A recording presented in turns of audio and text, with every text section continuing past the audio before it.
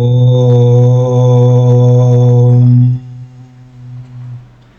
ஓம் ஓம் தியானம் மாதர்மே மதுகைடபக்னி மகிஷப்ராணாபகாரோத்யமே हेला निर्मलधूम्रलोचनवदे हे चण्डमुण्डार्दिनी निःशेषीकृतरक्तबीजधनुजे नित्ये निशुम्भापहे शुम्भध्वंसिनि संहराशु दुरिदं दुर्गे नमस्ते अम्बिके अष्टौ भुजाङ्गीं महिषस्समर्दिनीं ससङ्गचक्रां सरशूलधारिणीं त्वां दिव्ययोगीं सहजातवेदसीं दुर्गां सदा शरणमहं प्रपद्ये महिषमस्तकनृत्तविनोदन स्फुटरणन्मणीनूपुरमेखला जननरक्षणमोक्षविधायिनी जयदुशुम्भनिशुम्भनिषूदिनी ब्रह्माणी कमलेन्दुसौम्यवदना माहेश्वरी लीलया कौमारी रिपुदर्पनाशनगरी चक्रायुधा वैष्णवी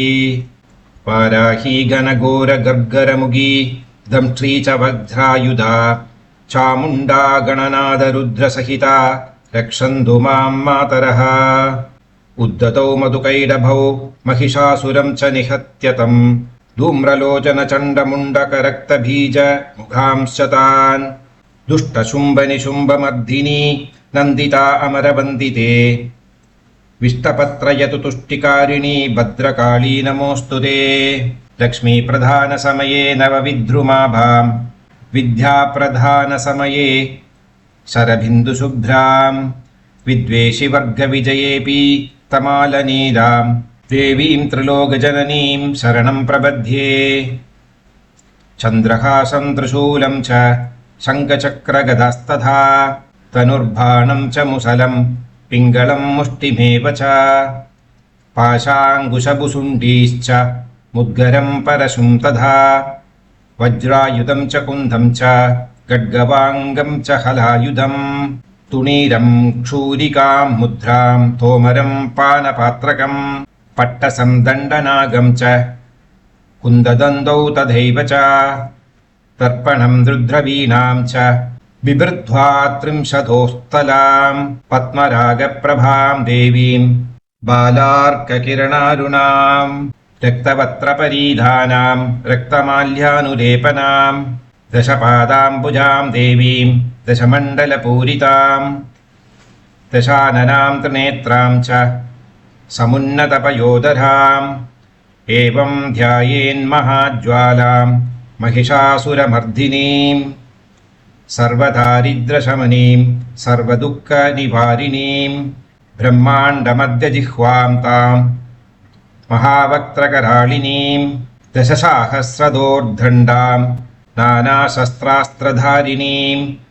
विचित्रायुधसन्नद्धां विश्वरूपां शिवात्मिकां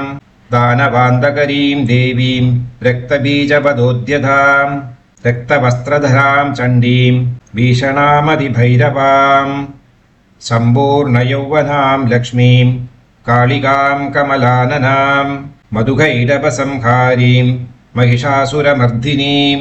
चण्डमुण्डशिरश्चेत्रीं सर्वदैत्यनिषूदिनीं रक्तबीजस्य संहर्त्रीं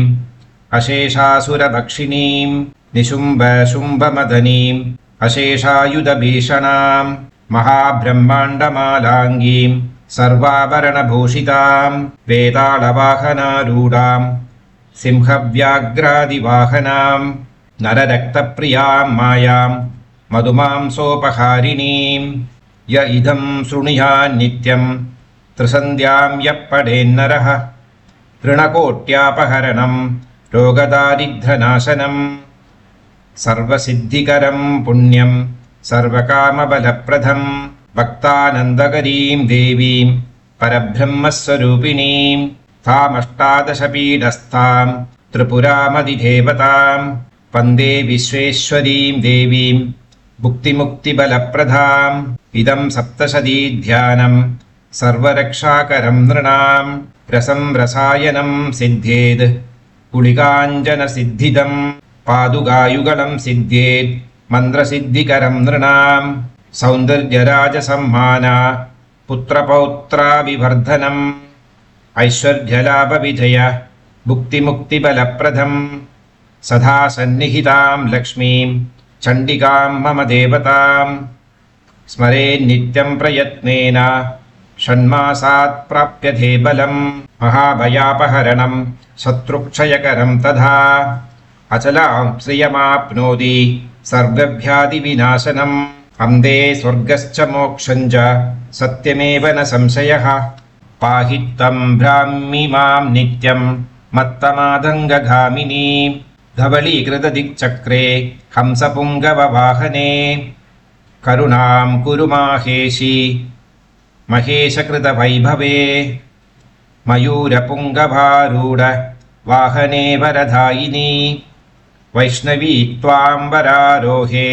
त्राहि मां च बलप्रदे विहङ्गमकलाधीश वरवाहनवैभवे एहि वाराहि मे भूत्यैः पुरतश्च क्षुषोरिहा मृगाङ्गशकलोत्तंसे मृगाधीश्वरवाहने ऐन्द्राणी च मे भोगं दृढीकुरु दयानिधे महेशी पदसंरब्ध परवारणवाहने निजमङ्गं मम रिपोः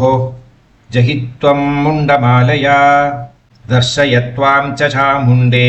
चण्डी विक्रमविसृते प्रतप्तहेमालङ्कार प्रभापूरितधिङ्मुखाः प्राप्तये वोऽभिभूतीनां प्रसन्नाः सन्तु मातरः इति ध्यानं समाप्तम्। ॐ नमः चण्डिकादेव्यै नमः। ॐ